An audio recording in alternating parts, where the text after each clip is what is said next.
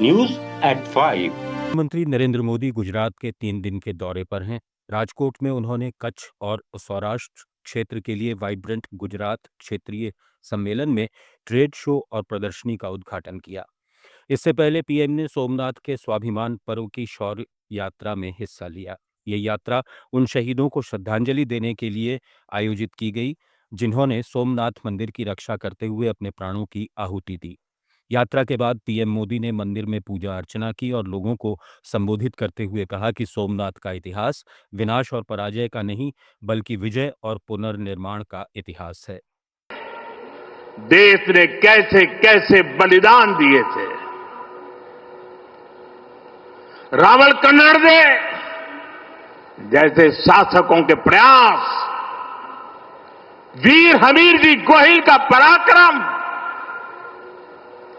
बेगड़ा भील का शौर्य, ऐसे कितने ही नायकों का इतिहास सोमनाथ मंदिर से जुड़ा है। लेकिन दुर्भाग्य से इन्हें कभी उतना महत्व नहीं दिया गया। बाकी आक्रमण के इतिहास को भी कुछ इतिहासकारों और राजनेताओं द्वारा व्हाइट वॉश करने की कोशिश की गई। मजहबी उन्माद की मानसिकता को केवल। इधर केंद्रीय गृह मंत्री अमित शाह ने केरल में मिशन 2026 का शंखनाद करते हुए घोषणा की कि भारतीय जनता पार्टी का अंतिम लक्ष्य राज्य में अपनी सरकार बनाना और भाजपा का मुख्यमंत्री लाना है।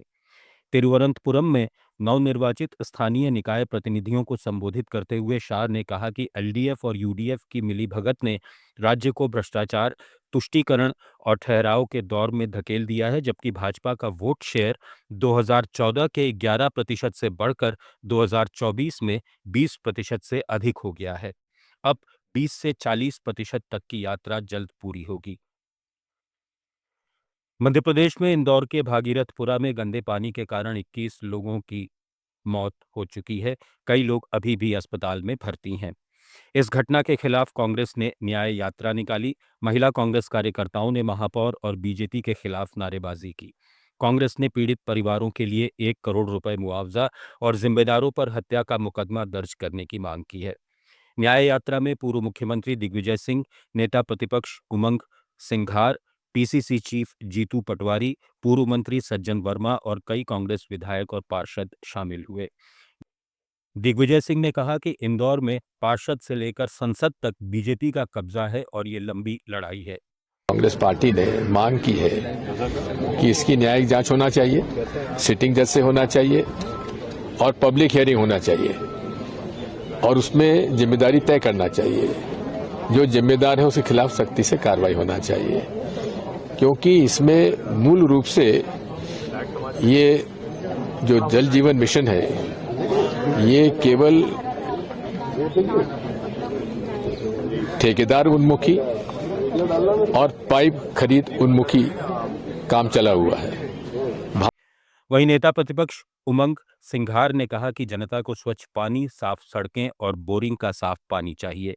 भागीरथपुरा में हुई घटना के बाद सरकार मौतों के आंकड़े छुपा रही है। उन्होंने कहा कि जिम्मेदार लोग कातिल हैं और उनके खिलाफ हत्या का मुकदमा होना चाहिए। कांग्रेस घर घर जाकर लोगों से चर्चा करेगी और न्याय की लड़ाई जारी रखेगी। पूर्व प्रधानमंत्री लाल बहादुर शास्त्री की आज पुण्यतिथि है। कांग्रेस अध्यक्ष मल्लिकार्जुन खड़गे ने उन्हें भावभीनी श्रद्धांजलि दी है। खड़गे ने एक्स पर लिखा कि शास्त्री जी का संदेश जय जवान जय किसान आज भी राष्ट्र को प्रेरित करता है। मुश्किल समय में उन्होंने देश को कुशल नेतृत्व प्रदान किया, किसानों के सम्मान को मजबूती दी, सुधारों को गति दी और 1965 के युद्ध में भारत की दृढ़ता दिखाई। 1904 में उत्तर प्रदेश में जन्मे शास्त्री 1964 से 66 तक भारत के दूसरे प्रधानमंत्री रहे। 1966 में ताशकंद में पाकिस्तान के साथ समझौते के बाद उनका निधन हो गया। आइए सुने उनके उस भाषण का अंश जो 1965 के दौरान उन्होंने दिया था। अगर तलवार की नोक पर या एटम बॉम्ब के डर से कोई हमारे देश को झुकाना चाहे, दबाना चाहे, ये देश हमारा दबने वाला नहीं। तो एक सरकार के नाते हमारा क्या जवाब हो सकता है सिवाय इसके कि हम हथियारों का जवाब हथियारों से दें। News@5 में फिलहाल इतना ही। जुड़े रहिए लेट्स माइक के साथ।